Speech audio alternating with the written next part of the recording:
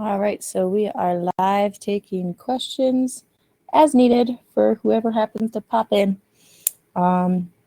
If you are here in Schoology, then you are free to either type your questions or if you have the microphone connected, you can ask via microphone.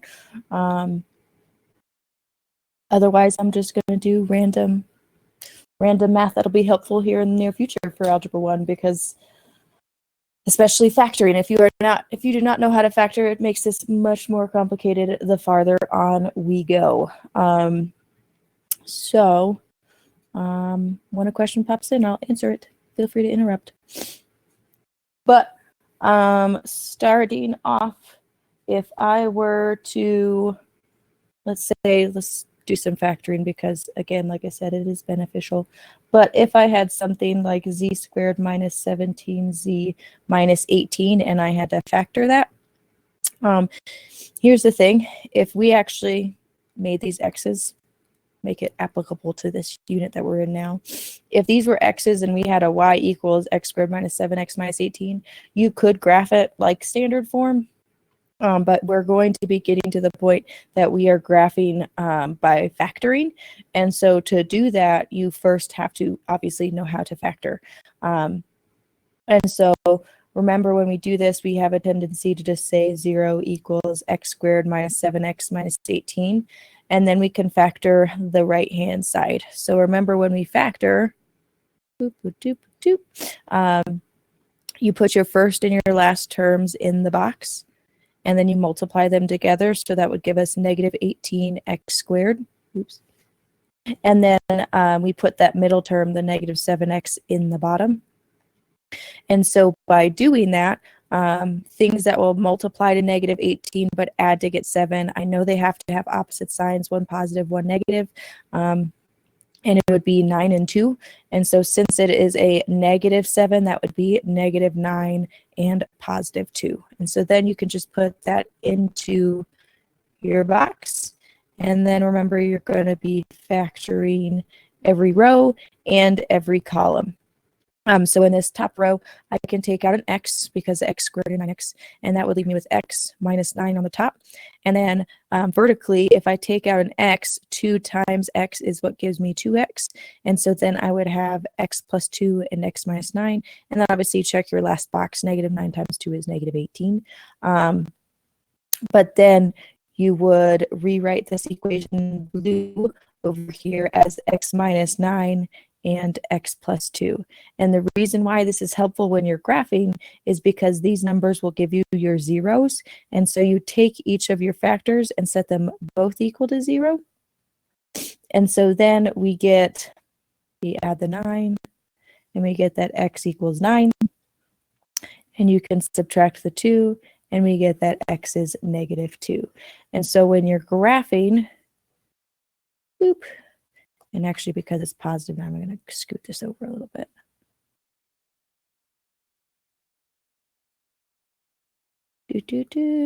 Okay. So when you're graphing, since it hits the x-axis at positive 9 and negative 2, you would plot those. So 1, 2, 3, 4, 5, 6, 7, 8, 9. Okay, I did actually put 9 lines. And then you can find your vertex. Honestly, I would still do negative b over 2a. That's just kind of my personal thing. But then you can find your vertex, and then you can graph this. And since this is a positive x squared, we know that this graph would open up like this. Okay. And for the sake of not graphing the entire thing, it would look something like that. What else can we do? We can do more factoring, because factoring is awesome.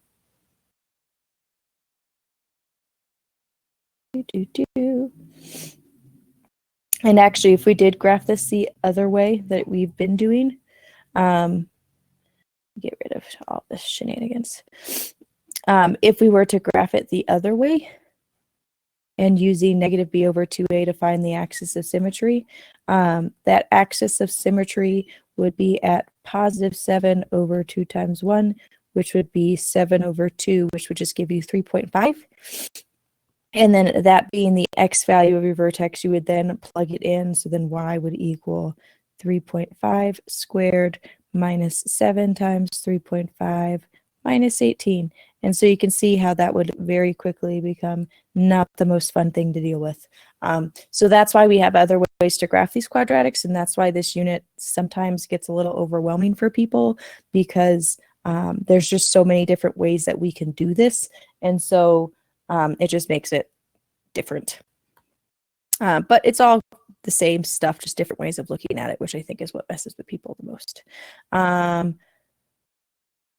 But also in Colorado, we are now not allowed to have school at all until April 17th. And so with that in mind, these live streams are going to keep happening. I'm not sure if times will end up being the same or not, but we'll still be coming on and making sure people can get their questions answered. And I'll just do random math stuff if nobody asks me questions, because honestly, we can always use more practice in math. So if I wanted to factor or have another quadratic two-factor, we would have y equals, let's do 6. Oops, come on. You wanted to stop drawing. 6. Oops. There it goes. Technology is special sometimes. Oh, it just doesn't want to write right there. What the heck? Okay, now it's over itself. So 6x squared. I don't know why it does not want to write right there. That's so strange.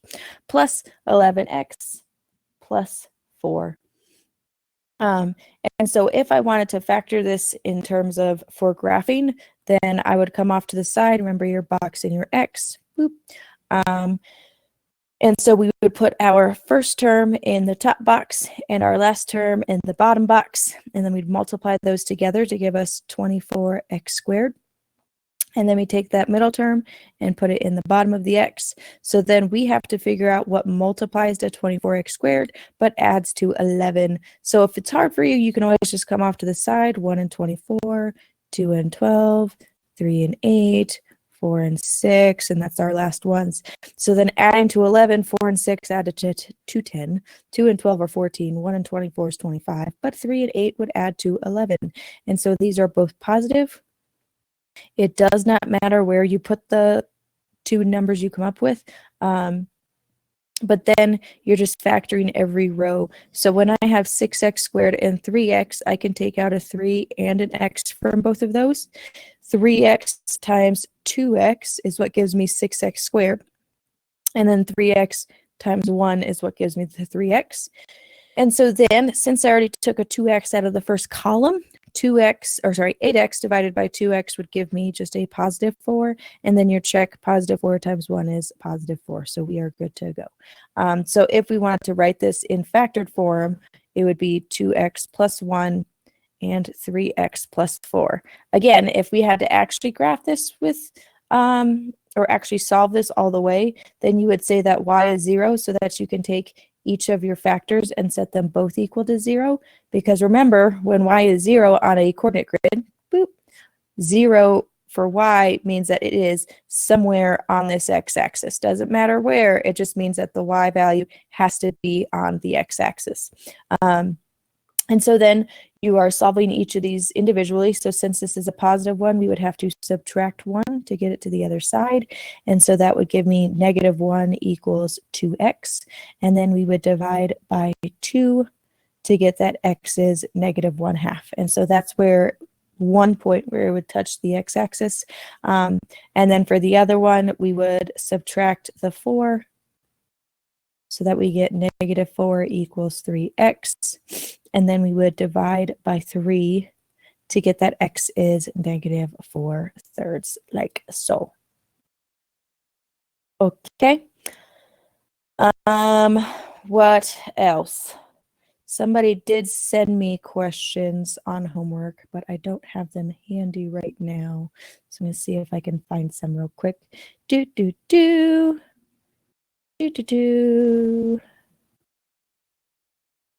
Let's see. From 9-1 homework. So let me pull that up.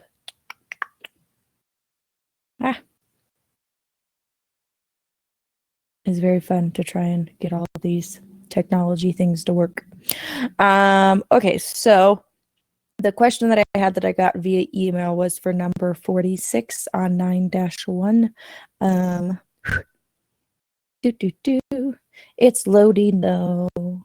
Hopefully you all are doing well. And hopefully all these e-learning days aren't messing with you too much. If they are though, just remember that I am here for any math questions that you have. Whether I send you a typed out version or I actually just make you a little video, I am more than happy to answer whatever questions you have, because obviously I'm not seeing any of you in person. Okay, almost there. Okay, so number 46 in this, we have in a physics class demonstration, a ball is dropped from the roof of a building 72 feet above the ground. The height h in feet of the ball above the ground is given by the function h equals negative 16t squared plus 72. So I'm going to go ahead and erase these so I can go ahead and do. I guess I should have been erase this first. But it's all good. I might start singing, who knows? Okay, so we are given the function, and this is 9-1, number 46. But we are given the function negative 16t squared plus 72. So h equals negative 16t squared. And again, I'm switching between windows, so bear with me. Plus 72. There we go.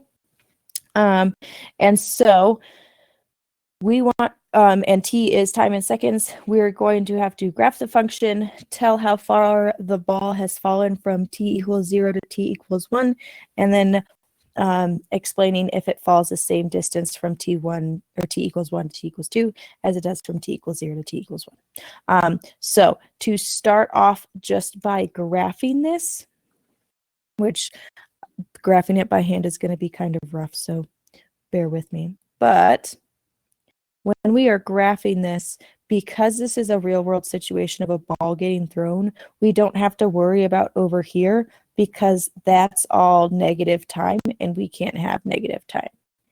So can't have negative time. But with that being said, we can make ourselves a little table of values. And this is going to be especially helpful just knowing that we have to compare our times to each other. And so, and usually we like to do 5 numbers. So I'll come up to 4. But if I were to just plug these numbers in, when I plug in 0, 0 squared is 0 times negative 16, still 0, and then you add the 72, so then your y-intercept 72.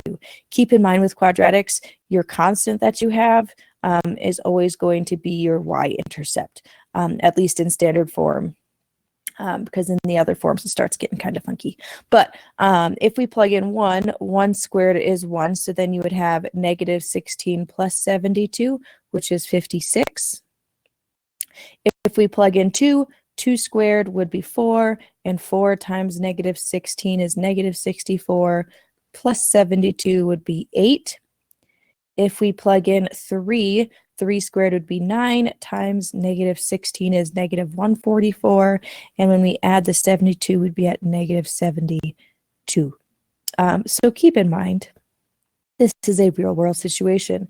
The x-axis is our ground in this case because we're talking about a ball. So once I hit 3 and I get these negative numbers, I don't really care about these bottom ones because they're not helpful to me. But what we can do is graph, and for the sake of making your life a little bit easier, I would say just graph it to the best of your abilities, label the graph as you need to. So this would be a 1, 2, and 3. It's already long gone. But since, let's see, we can count by 8s actually, technically. So that would be 9. 1, 2, 3, 4, 5, 6, 7, It was close. It's easier just to make one more line and make that 72. Okay, so if we are there, 0, 72, we would just go straight up onto the y-axis at 72. And then at 1, it's 56, which is 7. And so keep in mind, these are counting by 8. And you can label them all if you want. But that would be 1 over and then up to 56, which would be 7 dashes on this scale. So 1, 2, 3, 4, 5, 6, 7. Okay. And then at 2, we are at 8. And then at 3, we're way down there. And so keep in mind, this is a quadratic because you have that little squared with your variable. And so that means that this would be something like this. Okay. So that would be part A because you are graphing. Now for part B of this question, we wanted to know how far did it fall from 0 to 1, and then comparing that to 1 and 2 for part C. So for part B, it would have fallen 72 minus 56, which is 16. So it would have fallen 16 feet in that 1 second. And then for part C, looking at 56 and 8, oops. When we are going from 1 second to 2 seconds, that falls 56 feet to 8 feet, which would be a fall of 48 feet. And so if you want to add in that you fell 48 feet, might be helpful. Because this is a quadratic, we do not have a constant rate of change.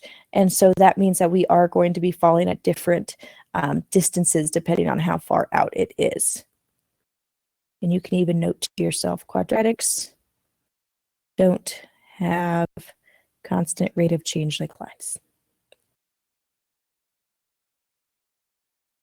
Remember, rate of change is also known as slope. Slope. Okay. Let's see. The other question was in 9-2, so give me a second just to pull that up. Let's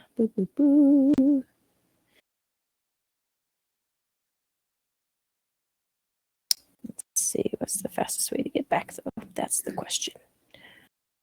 9-2 and teacher text. Too many windows. Too many things I'm trying to run. Loading. And the questions from 9-2, the first one is 15. So I am looking for it right now. Okay, so I'm going to go ahead and erase this stuff. Again, feel free to interrupt with your questions. Otherwise, I'm assuming you're just hanging out to hear the info again. But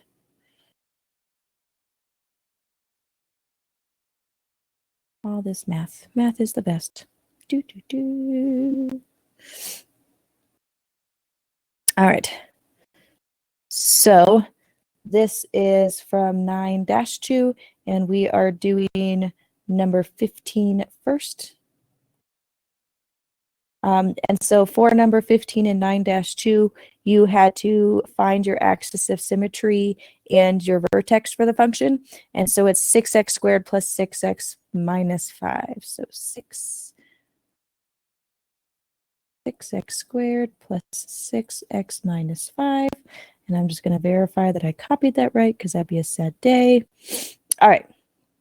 So if we had to find our axis of symmetry and our vertex, axis of symmetry, remember you want to use x equals negative b over 2a. And so in the function that they give us, a is 6, b is 6, and c is negative 5. And so since b, it's negative b, we would have negative 6 on the top over 2 times 6. And so that would become negative 6 over 12. But again, you want to simplify this when you can. So since I can divide by 6 to the top and bottom, that would work out to just be negative 1/2. So your axis of symmetry would be x equals negative 1/2. Okay, and keep in mind it's always x equals something with these, unless when you get older, you might end up getting some parabolas that are on their sides. It's a whole other thing.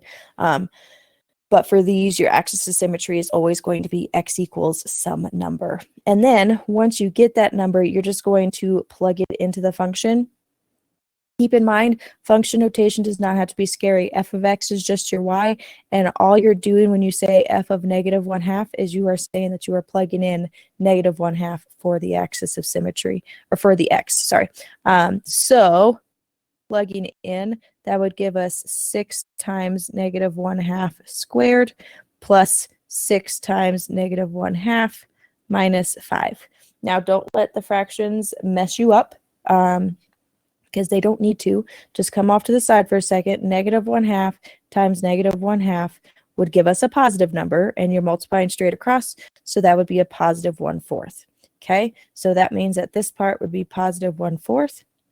And then if I do 6 times negative 1/2, well, think about it. That's like 6 over 1 times negative 1 over 2.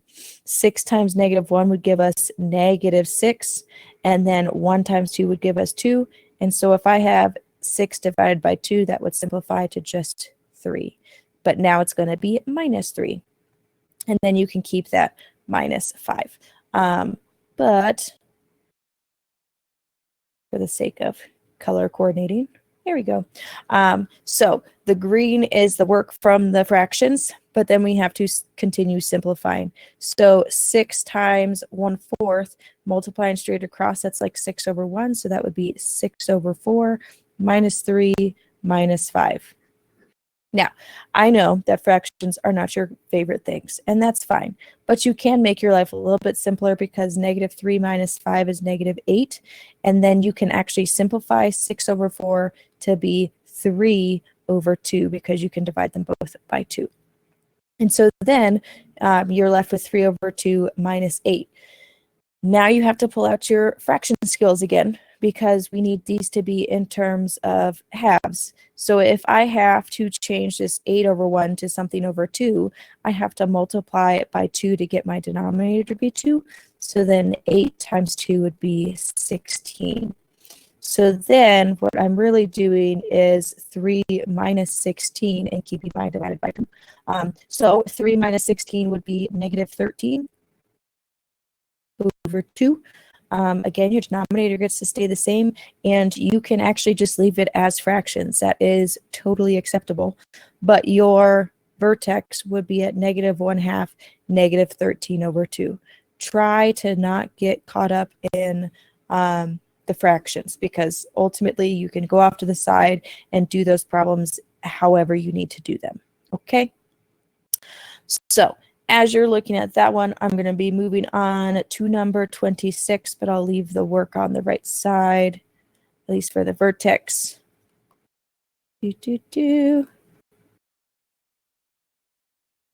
So for number 26, that's on the next page. And it's thinking again.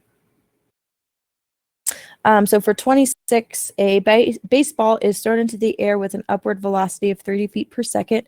Its height h in feet after t seconds is given by the function h equals negative 16t squared plus 30t plus 6. How long will it take for the ball to reach its maximum height? What is the ball's maximum height? What is the range of the function?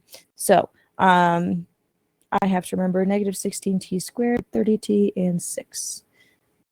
Negative 16t squared, 30t, and 6, right? Yes. Okay. Sorry, I like to make sure I'm on the right track.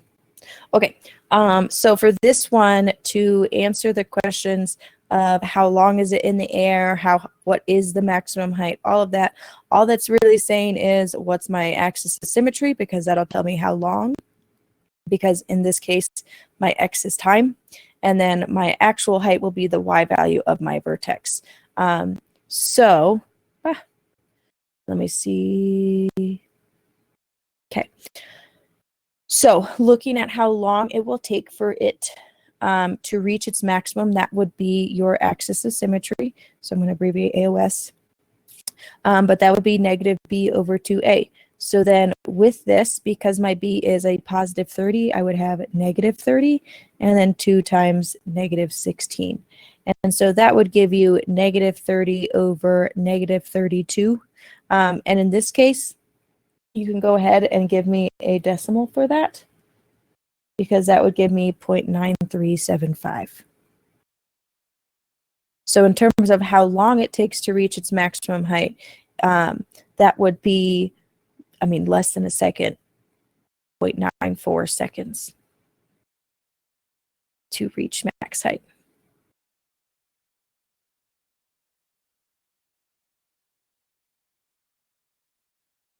Okay, so then to figure out what the actual maximum height is, I would just take that decimal and plug it in as you see it, because we have calculators that can do these ugly numbers for us. So that would be negative 16. And then I would keep the 4 decimal points just because it's not too many numbers. And again, your calculator does the hard part for you. So then when you plug it in, that is a 6, by the way. And I have to square that one. Oopsie. But when you put it into your calculator, 0.9375 squared is 0.878, blah, blah, blah. Multiply that by negative 16, which would give you negative 14.0625. Then when you add, if you have a graphing calculator, you can just hit plus and then do parentheses for 30 times 0.9375, close the parenthesis and enter. That would give you a positive 14.0625. And then when you add the 6, that would give you 20.0625. And so that means its max height, max height would go from, or would be 20.06.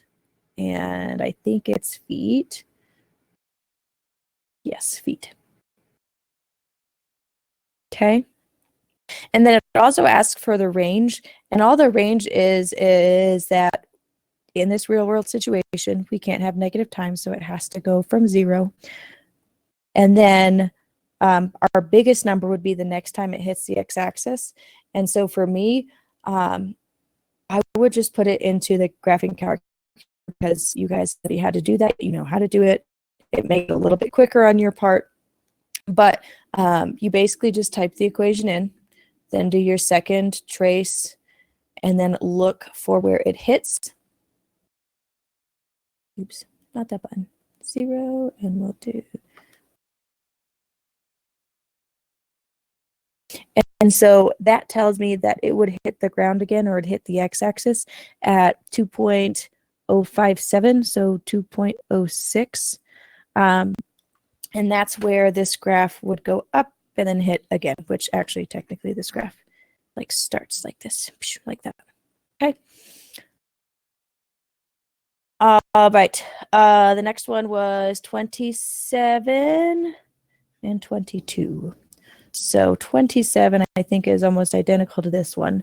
27 is that we have 100 feet of string to rope off a rectangular section for a bake sale at a school fair. The function a equals negative x squared plus 50x gives the area of the section in square feet, where x is the width in feet. What width gives you the maximum area you can rope off, and what is the maximum area? What is the range of the function? So for that one, let me go ahead. Oops, wrong window. Get rid of this work. Boop, boop, boop. Do, do, do, do, do, do, do.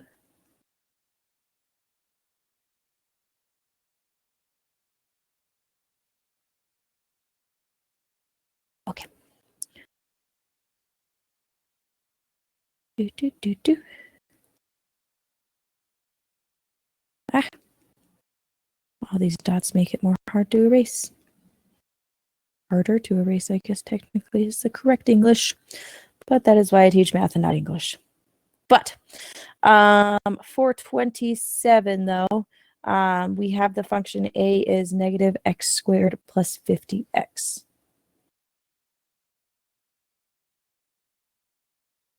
And so thinking about this, your area would be your two measurements multiplied together. And so to find the maximum area, you'd want to make one as big as possible. So with that, if we went ahead and just did negative b over 2a so that we could find out where the middle is, so to speak, we would get negative 50 over 2 times negative 1. And so that would mean that we would have negative 50 divided by negative 2, which would give us a positive 25. Now keep in mind, that means x is 25. Okay, and so then if we take that value and plug it back in, we would get that area would be negative 25 squared plus 50 times 25. And so 25 squared, crap, wrong button, is 625. So we would have negative 625, and then 50 times 25 would give us 1,250. And so when we subtract that 625, that would give us that the area is 625. And so, let me see. Width and maximum area and range. So in this case, our width would be 25 feet because the x in this case is like our width, and then our area would be 625, whatever the units are, which I think it's feet. Yep, it is. So then our area would be 625 feet squared, because if you think about it, that would mean that I would have an actual square that is 25 by 25, like that. And so then I'm not as worried about the range on this one, but it's just understanding that your axis of symmetry is what gives you your width, because that's what your x is, and then that's your area. When you plug that in, finding the y value of your vertex is what finds you your area of the shape. Okay. And then the last question that I got via email was for 22, and that was just for graphing a function. So let me erase these and graph that function right quick. Do do do do do do do do do do do do do.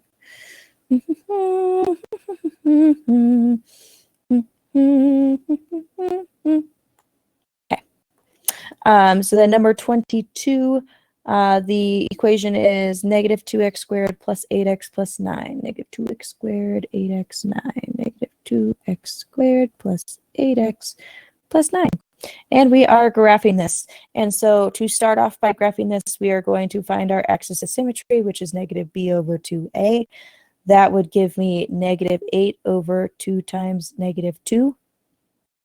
And so then that would become negative 8, which is over negative 4, and 8 divided by, negative 8 divided by negative 4 would be positive 2. And so that is your axis of symmetry. And so if you had the graph, which I have no idea how big this graph is going to end up being, this is just going to be my really quick crappy graph. But if x equals 2, then that means I would have a dotted line, and that's where the middle of my parabola will be. So then to get my vertex, I'm going to take that and plug it in. So I would have y equals negative 2 times 2 squared plus 8 times 2 plus 9. So 2 squared gives us 4 times negative 2 is negative 8. 8 times 2 gives me a positive 16 plus 9. And so when you add all of those together, you would get a positive 17. See, my graph is not big enough. But I would go up to 17. 1, 2, 3, 4, 5, 6, 7, 8. We're going to count by twos. That's going to be 16. Just so I can fit this on here. Okay. So there is my vertex at 217. Now keep in mind, I can already tell that this graph is going to be opening down because that 2 is negative. And so then when I make my table of values, I'm going around where x equals 2, because at 2, I know it's 17. 1, 0, 3, 4. So when I plug in 1, I would have negative 2 times 1 squared plus 8 times 1 plus 9. 1 squared is obviously 1 times negative 2 would be negative 2 plus 8 plus 9 would give us a positive 15. And if we plug in 3, we're going to probably get the same thing. I'm going to put it in my calculator real quick. 3 squared is 9 times negative 2 plus 8 times 3 is 24 plus 9, also 15. Okay, and so then when we plug in 0, we would have 0 squared, which is 0, times negative 2, still 0, plus 8 times 0, which is still 0, plus 9, so that would be 9. And then just double checking with the 4 squared would be 16, times negative 2 would be negative 32. 8 times 4 would be a positive 32, which would be 0, and then you'd be adding the 9, so it is still 9. And so then you can graph this, because at 1, you'd be at 15. And again, this is my crappy graph, so bear with me. 8, 9.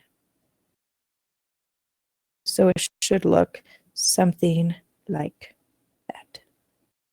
Okay. Keep in mind on the test, you would have to make a table of values so that we could see what numbers you plugged in and what you were getting when you plugged in those numbers. But those are the homework questions that I got between the last time we met and now. If there are no other questions, then I will be signing off of here, but we will be back on at 2 o'clock this afternoon for those of you that need it, to get any extra help that you may need. But if you've been watching live, thanks for watching. Subscribe to the channel if you want to get notifications when I am going to be back on, and we will see you all later.